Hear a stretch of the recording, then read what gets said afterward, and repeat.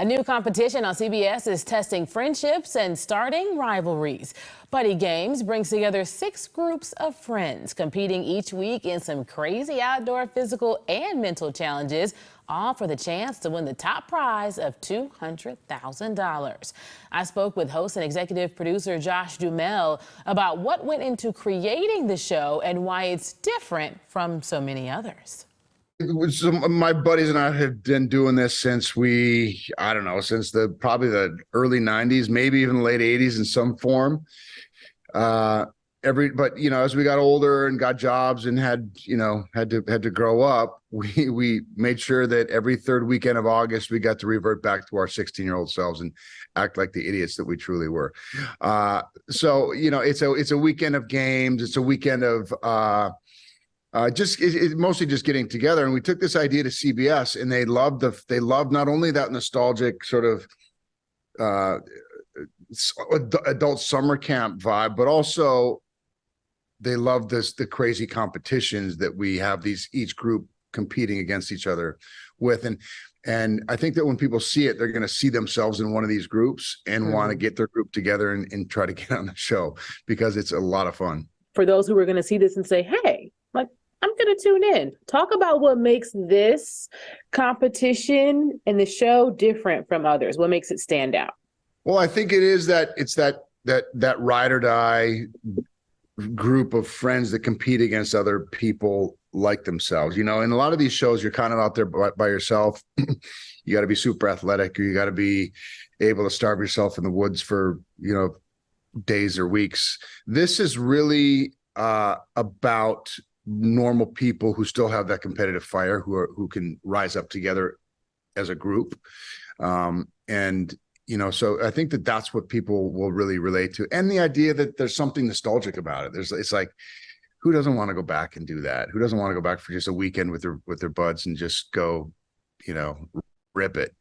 Right. Just like the good old days. Okay. So you mentioned some of the challenges, right? And what sets the show apart. Having folks be super athletic and sometimes it can make people feel kind of removed, but like, these are awesome, cool, regular people. But in terms of the challenges, what do you think has been maybe the craziest of them all? Oh boy. I was actually surprised at how much CBS let us get away with.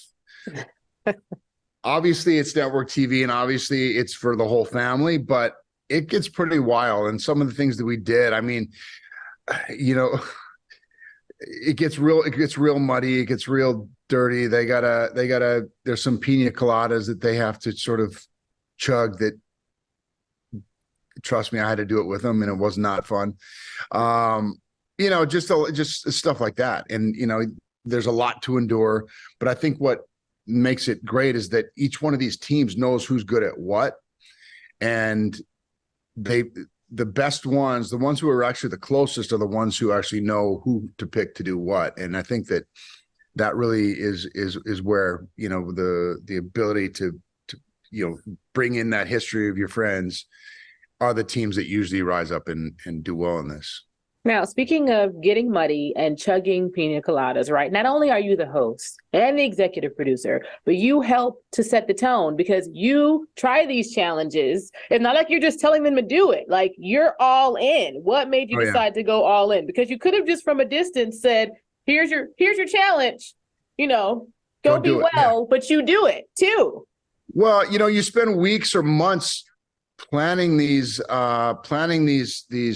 games, and then you see them in front of you. You can't help but to want to go do them. And so for me, I wasn't going to ask them to do anything I wasn't going to do myself.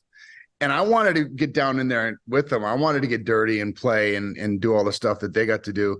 I couldn't because I didn't have my group to compete, but I did get to be the test dummy. So before every big event, I would go through and I would show them how to do it with my test dummy t-shirt and actually do all these events. And I would, whether it was mud or whether it was spinning 40 times around this tire or chugging 6 orange sodas, if it weren't network TV, it probably would have been beer, which would have probably been more fun. But,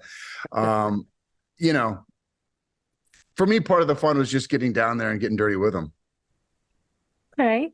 Now, speaking of all of the competitors, so far, it looks like we've got some strong competitors. We've got Derby team, pageant queen. I know I'm coming to you from Boston, but I'm a Chicago girl. So right away, I'm like, okay, let's go Chicago's finest. Any team that you're right now, so far, think can make it all the way?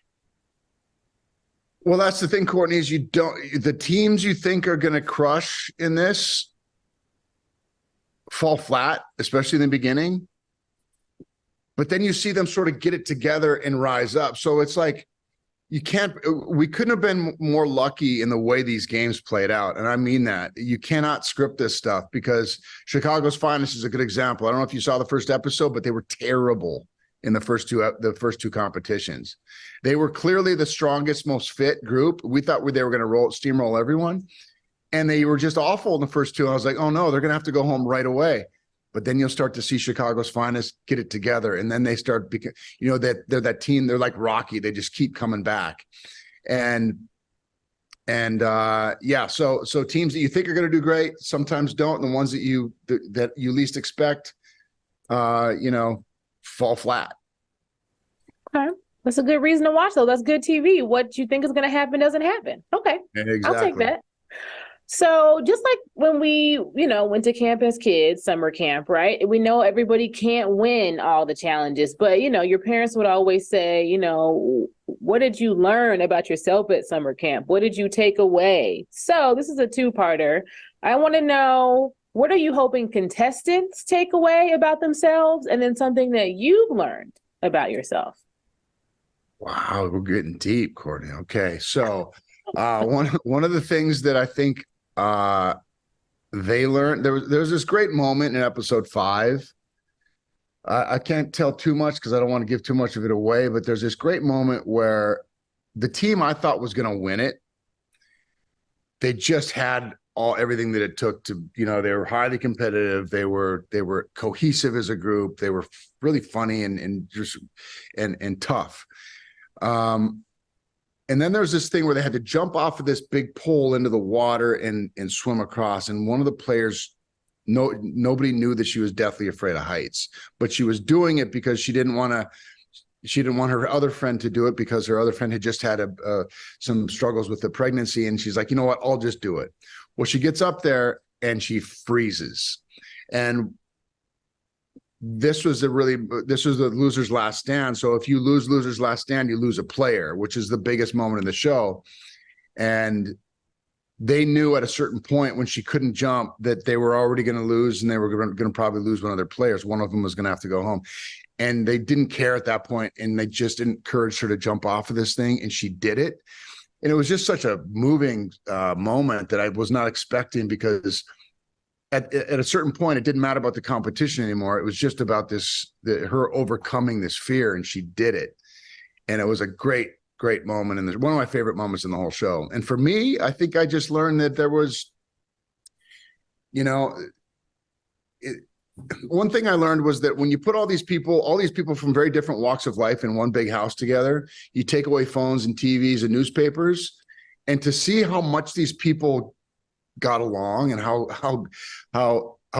they still hang out even after the show's done was really something that I was not expecting to see. I thought they were going to be at each other's throats the whole time, and it was going to be but no, it turned out to be kind of a beautiful social experiment in a lot of ways. Thank you. As the creator and executive producer of Buddy Games, we can't wait for folks to watch and enjoy it. And you guys keep having fun. We'll be watching. All right. Thank you. Thank you.